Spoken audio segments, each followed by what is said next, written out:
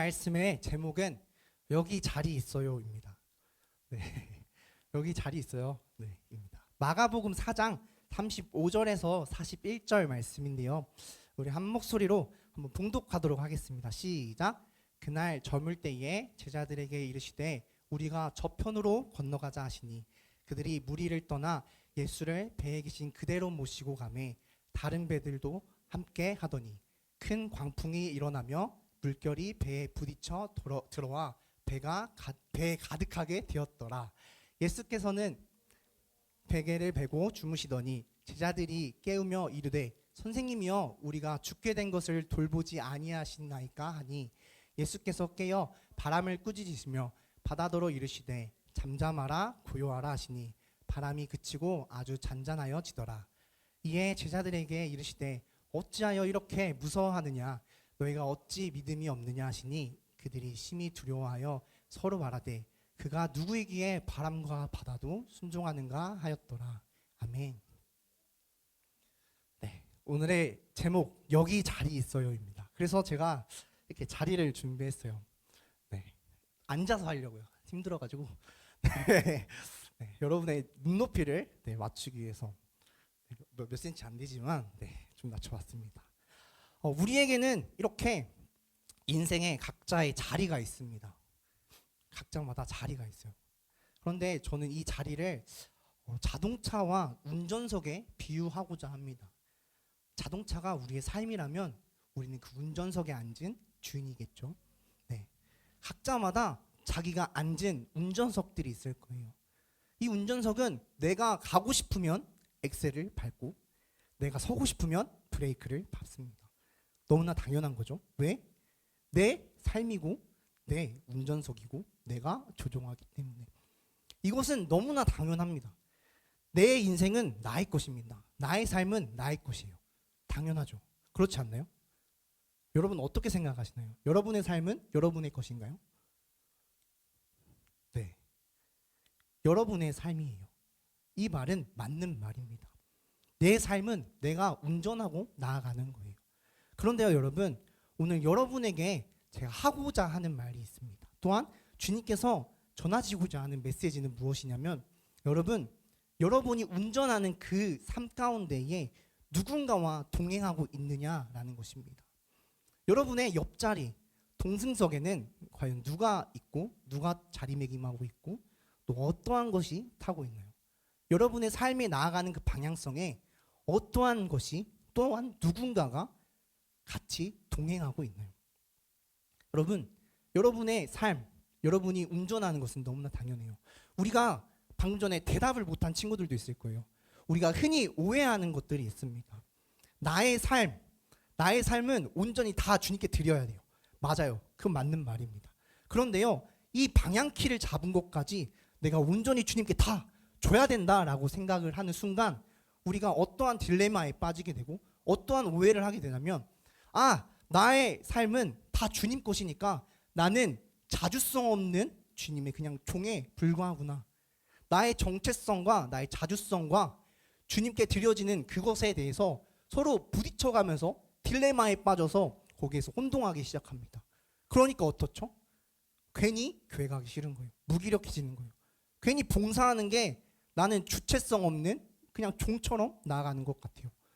뭔가 하나님 앞에서 뭔가 예수님한테 내 삶을 다 드려야 되니까 내 삶이 없어지는 것만 같아요. 그런데요, 여러분, 예수님께서는 여러분의 그 자리 빼앗고 싶지도 아니하시고 관심도 없으십니다. 그 운전석 나가는 거 상관도 없어 하세요. 다만 예수님께서 중요하신 거 생각하는 것은 무엇이냐면 여러분과 함께 동행하기를 원하신다는 것입니다. 여러분의 그 삶에 함께 동행하고 나아가기를 소망한다는 거예요. 여러분, 예수님께서는 우리의 십자가를 지셨어요. 우리가 생각하기에 우리가 예수님의 십자가, 그 무거운 십자가를 내가 지고 나아가는 것이라고 생각을 하는데요. 그런데요, 여러분, 그 십자가는 원래 내가 져야 되는 거예요. 원래 우리의 죄를 통해서 우리가 졌어야만 하는 거였습니다. 그런데요, 어떻죠? 예수님께서 대신 짊어지신 거예요. 예수님께서 대신 십자가에 못 박히신 거예요. 그런데 우리는 어떻게 생각한다고요? 예수님의 십자가를 내가 짊어지고 간다고 생각한다고요. 여러분, 이거는 크나큰 오해예요. 빚진 사람이 있습니다. 빚을 졌을 때 만약에 예빈이가 저한테 어떤 돈이 클까요? 한 20만 원을 빚졌다고 생각해 보세요. 그래서 예빈이가 이렇게 나아갑니다. 20만 원 빚졌어요. 근데 그 옆에 계신 예수님께서 그 20만 원을 그냥 갚아주셨다고요. 이거예요, 여러분. 원래는 내가 짊어져야 할 십자가였어요. 그런데요, 뭐라고요? 예수님께서 나누어 지신 거라고요. 우리의 삶 통해 우리가 삶을 통해서 우리가 내 삶을 운전해 나갈 때에 우리의 삶이 마냥 우리의 삶 같지만 그 가운데 예수님은 이 운전하는 것, 어떻게 나아가는 것, 그것에 크게 신경 쓰기보다 여러분이 어떻게 하면 다른 길로 새지 않을까? 어떻게 하면 이 길이 아니야 저 길이야 라고 말할 수 있을까 하면서 여러분의 옆자리에 앉기를 소망하신다고요. 오늘의 말씀을 보면은 예수님께서 건너편으로 이제 건너가십니다. 건너가실 때에 배를 타고 바다를 통해서 건너가시는데 그때에 제자들과 함께 건너가세요. 배를 타고 갔는데 예수님께서 피곤하셨나 봐요. 예수님도 인간의 몸으로 오셔서 피곤하셨던 거예요. 그래서 배에서 주무십니다. 그럴 때에 어떻죠? 하필이면 예수님께서 주무실 때에 풍랑이 찾아오기 시작합니다. 배가 막 흔들리고 파도가 치서 그 물이 배에 들어오니까 가라앉게 생긴 거예요. 난파되게 생긴 거예요. 그러니까 제자들이 어떻게 하죠? 오늘 말씀에서 예수님을 급히 깨웁니다. 깨워서 주님, 우리 다 죽어가는데 지금 신경도 안 쓰고 주무십니까? 아니, 우리 죽게 생겼는데 지금 그거 신경도 안 쓰세요? 어떻게 좀 해보세요. 하니까 예수님이 어떻게 하죠? 예수님께서 바람을 꾸짖으시고 바다에게 말을 하셔서 바다야 잠잠해져라, 고요해져라 말씀하십니다. 그러자 어떻게 됐죠? 정말로 고요해집니다. 잠잠해집니다. 바다가, 성났던 바다가 조용해집니다. 그리고 예수님께서 제자들에게 말씀하세요. 너희가 어찌하여 무서워하느냐? 너희의 믿음이 어찌하여 그렇게 되었느냐라고 이렇게 말씀하세요. 여러분, 예수님과 우리가 삶을 나란히 하고 있을 때, 우리가 우리의 운전을 하고 우리의 삶을 나아갈 때에 내 마음대로 가고 내 마음대로 쓰고 할 때에 옆에 예수님께서 계시다고요. 그럴 때 예수님께서 함께 하시는데 우리가 바람이 분다고, 비가 분다고, 차 속에서 이렇게 갈 때에 막 풍랑이 분다고 해서 우리가 무서워할 필요가 있을까요? 없는 거예요. 여러분, 우리가 착각하는 것 또한 예수님과 함께 한다면 정말 고난이 없고 우리의 삶이 낭만이 가득할 거라 생각해요. 하지만 동행할 때에도 바람이 불고 풍랑이 치고 비바람이 몰아칩니다. 제자들도 이 이야기도 그랬어요. 이때의 사건도 그랬어요. 예수님과 함께하는 그 배 가운데 있음에도 불구하고 풍랑이 쳤어요. 우리의 삶이 갈 때에 풍랑이 치고 비바람이 불 때에 그래도 중요한 거, 예수님께서 왜 제자들에게 어찌하여 너희가 무서워하느냐 말씀하셨던 이유, 내가 함께 있는데 너희가 어찌하여 무서워하느냐, 나와 함께 있는데 어찌하여 너희 믿음이 그렇게 없냐, 작냐 라고 말씀하신 겁니다. 여러분, 우리의 삶을 나아갈 때 우리가 방향키를 우리가 쥐고 있습니다. 선택하는 것, 그러한 자유의지를 우리에게 주셨어요. 그런데요, 우리가 중요하게 생각하는 것, 저번 주에도 말씀드렸죠. 우리가 생각해야 되는 것은 우리가 자각하는 것이라는 겁니다. 여러분, 여러분의 옆자리에는 무엇이 있나요? 여러분의 삶 가운데 함께하는 것들은 무엇이 있나요? 우리는 음주운전한 사람에게 운전대를 맡기지 않아요. 왜요? 그 사람이 그 운전을 잘할 수 있을까요? 당연히 잘하지 못하기 때문이에요. 우리가 자기의 인생이 어딘가에 부딪혀서 사고나길 바라는 사람은 없을 겁니다. 여러분, 여러분의 옆자리를 확인할 시간이에요. 여기에 누가 탔는지, 여기에 무엇이 있는지를 생각해 볼 시간입니다. 여러분, 여러분의 삶 가운데에는, 여러분의 옆자리에는, 여러분의 동승석에는 주님이 함께 하기를 소망합니다. 단도직입적으로 여러분에게 말씀드리고 싶어요. 여러분, 여러분이 주님과 함께 하기를 소망해요. 여러분, 여러분의 키, 운전대 빼앗길 거라고 생각해서 그거에 대해서 두려워하거나, 내가 주님과 동행하고 있는데도 불구하고 비바람이 친다고 해서 보이지 않는 주님이 내 자리에 없는 것 같은, 내 옆자리에 없는 것 같은 그러한 마음이 들 수도 있습니다.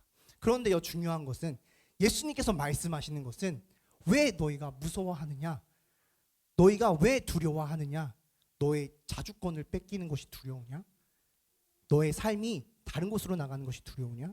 지금 비바람이 치는 것, 지금 풍랑이 이르는 것이 두려우냐? 라고 말씀하고 계신다는 거예요. 여러분의 옆자리에는 항상 주님이 함께 하십니다. 그런데 우리가 듣지 못하는 거예요. 사람이 내비게이션을 통해서 길을 나아갑니다. 그럴 때 내비게이션을 찾는 이유는 무엇이죠? 길을 새지 않고 정확하게 가기 위해서, 내가 낭떠러지로 떨어지지 않기 위해서. 예수님께서는 옆자리에 앉으셔서 우리에게 계속해서 말씀하세요. 야, 그 길 아니야. 야, 이쪽이야. 왜 그 길로 갈라 그래? 너 내 말 안 들려? 예빈아, 내 말 안 들려? 이렇게 말씀하고 계신다고요. 여러분, 여러분의 옆자리를 확인하세요. 누군가가 그 옆자리를 노리는 사람들이 너무나 많을 거예요. 여러분이 결코 예쁘고 잘생겨서가 아니라 세상은 이 자리를 노려요. 왜요? 예수님이 옆에 안 타는 걸 그 꼴도 보기 싫으니까요. 예수님이 옆에서 히히덕거리는 거 꼴도 보기 싫으니까. 그러니까 세상은 그 자리에 예수님 대신에 다른 것을 앉혀놓기 시작합니다. 여러분이 예수님보다 더 좋아하는 것을 이 자리에 앉혀놓고, 여러분이 예수님보다 더 사랑하는 것을 이 자리에 앉혀놓습니다. 여러분, 우리의 옆자리에 도둑이 탔거나 강도가 탔거나 우리를 속이는 사기꾼이 탔거나 우리가 무서워하는 것이 탔거나 우리가 두려워하는 것, 우리가 싫어하는 것이 탔다면 우리가 제대로 운전할 수 있어요? 제대로 운전할 수 없어요. 우리가 제대로 길을 나아갈 수 없어요. 여러분의 옆자리를 확인하는 시간 되길 소망합니다. 오늘의 제자들도 예수님과 함께 탄 배였음에도 불구하고 그들이 생각했던 것, 보이는 풍랑 앞에 흔들렸기 때문에 예수님이 함께하고 있다는 것, 그것을 제대로 믿지 못했습니다. 오늘의 말씀전을 한번 살펴보면 예수님께서는 겨자씨만한 비유를, 믿음의 비유를 얘기하세요. 여러분, 겨자씨만한 믿음만 있으면 이 산을 들어 저 산을 옮긴다고 말씀하세요. 여러분, 그 겨자씨만한 믿음의 시작은 무엇일까요? 저번 주에도 말했던 것, 우리가 자각하는 것, 우리가 주님을 잊지 않는 것입니다. 제가 좋아하는 영화 중에 매트릭스라는 영화가 있습니다. AI가 인간들을 지배하기 시작해서 그 인간들의 생체 에너지를 뽑아서 쓰려고 인간들을 프로그램 속에 가상현실 세계에 가둬버리는 내용이에요. 그런데요, 거기 있는 인간들이 오류가 생기기 시작해요. 그 이유가 무엇이냐면 그 인간이 그게 현실이 아님을 자각하는 순간부터 그것이 오류가 생기기 시작합니다. 그것을 버그라고 하고 바이러스라고 하죠. 여러분, 우리가 지금 이 살아가는 순간 매트릭스가 매트릭스인지도 모르는데 어떻게 우리가 그것을 자각할 수 있겠어요? 그것이 어떻게 가상현실인지 생각할 수 있겠어요? 그 이유는 바로 우리가 자각하는 순간, 아, 정말 주님과 함께하고 있구나, 자각하는 순간 그 현실에 세상이 보여줬던 어둠 가운데 가려놨던 그 비밀이 보이기 시작하는 겁니다. 여러분이 자각하길 소망합니다. 우리가 예배 가운데 저번 주에 영과 진리로 예배하자고 했어요. 영으로서 하나님의 임재하심을 구하고 진리로서 예수님과 함께 예배하고 그분의 자녀됨을, 그분이 나의 십자가를 대신 지어줬음을 자각하자고 얘기했습니다. 여러분, 우리가 그것을 잊지 않고 나아가길 소망합니다. 우리가 자각하는 것, 내 옆자리에 지금 무엇이 있는지, 내 옆자리에 누가 타고 있는지 자각하는 순간 주님께서 하시는 말씀이 그제서야 들리기 시작할 겁니다. 이 세상엔 너무나도 좋은 게 많습니다. 정말로 나를 만족해 하는 것들이 많아요. 기쁘게 하는 것들이 많습니다. 정말 사소한 것임에도 불구하고 내가 그것을 가지고 있으면 이 마음이 막 편안할 때가 있어요. 그런 것들이 넘쳐나요. 수만 가지예요. 여러분도 돌아보면 알겠죠? 이것을 가지고 있음에도 불구하고 잠깐 행복했다가 정말 다른 게 갖고 싶고 막 이래요. 그런데 그게 수만 가지입니다. 그런데요, 예수님께서는 단 한 분이세요. 예수님을 아는 순간 우리가 그것들이 정말로 중요하지 않음을 깨닫게 됩니다. 자각하게 되는 거예요. 여러분, 꼭 옆자리에 우리 예수님과 함께 동행하는 여러분 되길 소망합니다. 같이 동행하실 건가요? 네, 누군가 막 자리를 탐냈을 때 어떻게 해야 된다고요? 오늘의 제목은 이래서 나온 거예요. 여러분, 뭐라고 해야 된다고? 한번 따라해 볼까요? 여기 자리 있어요. 좀 싸가지 없게 해야 돼요. 네, 여기 저기 자리 있어요. 누구 자리요? 누구 자리? 예수님 자리. 여기 자리 있어요. 왜? 내가 내 삶 운전해 갈 때 예수님과 동행할 거예요. 우리 주님이 가라는 대로 가고 주님이 아니라면 안 갈 거예요. 내가 엑셀을 밟고 브레이크를 밟지만 주님과 함께하면 비바람이 쳐도 무섭지 않아요. 주님과 함께하기 때문에 이 옆자리 꼭 주님 거이기를 소망합니다. 여러분의 자리를 내어주는 것이 아니라 여러분과 함께하기를 소망하시는 분이세요. 여러분 결코 오해하지 마시고 그 주님과 함께 동행할 때의 그 기쁨이 어떠한 것인가를 여러분이 꼭 깨닫기 소망합니다. 오늘 마지막 찬양에서 이제 마지막으로 고백하며 나아갈 텐데요. 주님께서 좌정하여 주시옵소서라고 우리가 고백합니다. 좌정하여 주시옵소서. 그 자리에 앉아 주시옵소서라는 말이에요. 이 예배는요, 우리가 주님께 드리는 건데 이 곡을 만든 사람이 이러한 말을 했어요. 그 사람이 환상을 보았는데 조각들이 모여서 의자를 만들었다고 합니다. 의자. 근데 그곳에 주님이 앉기를 소망한다는 그러한 고백을 담은 거예요. 여러분 한 사람 한 사람은 제가 뭐라고 했죠? 성전이고 예배하는 예배자의 삶입니다. 여러분 한 사람 한 사람이 모여서 이 자리 가운데 모였을 때 주님을 위한 자리가 만들어지는 거예요. 그 자리 가운데 임재를 구하는 것, 그것은 주님께서 좌정하여 주시옵소서 우리가 고백하며 찬양했던 내용입니다. 그 자리에 주님이 앉으실 때 비로소 그 예배는 진정한 예배가 되고 영과 진리로서 예배하는 예배가 됩니다. 이것은 제가 단순히 그냥 말하기 위해서, 전하기 위해서, 제가 뭐 직업상 여러분에게 전하기 위해서 하는 것이 아니에요. 정말로 이 마음이 안타까워서 그래요. 여러분의 자리에는 여러분이 앉아도 돼요. 그런데요, 그 옆자리는 꼭 주님이 앉기를 소망한다고요. 우리가 한눈 팔지 않기를 소망한다고요. 옆에 휘둘러서 다른 곳에 박아버리는 그런 사고가 나지 않기를 소망한다고요. 딴 길로 세워서 낭떠러지에 가버리고 있는 그러한 길로 가기를 바라지 않는다고요. 주님께서 말씀하셨습니다. 넓은 길보다 좁은 길을 선택하라고 말씀하셨어요. 나는 좁은 길이다 라고 말씀하셨어요. 여러분 왜 주님께서 좁은 길을 말씀하셨을까요? 정말 좋아 보이는 그 넓은 길 누구나 갈 수 있어요. 그런데 그 좁은 문, 좁은 길 아무나 갈 수 없는 거예요. 그런데 그 갈 수 있는 이유, 주님께서 그렇게 말씀하셨던 이유, 그 끝에 무엇이 있는지 알고 있으시기 때문이에요. 결과를 안 사람은 그 이야기가 시시하죠. 주님께서는 결과를 아시는 분, 우리의 삶을 계획하신 시나리오 작가이십니다. 여러분 그 결말을 쓰고 나아가는 것, 그것을 우리가 연기하고 그것을 우리가 행하는 것은 우리의 몫이지만 그 결과는 이미 정해져 있어요.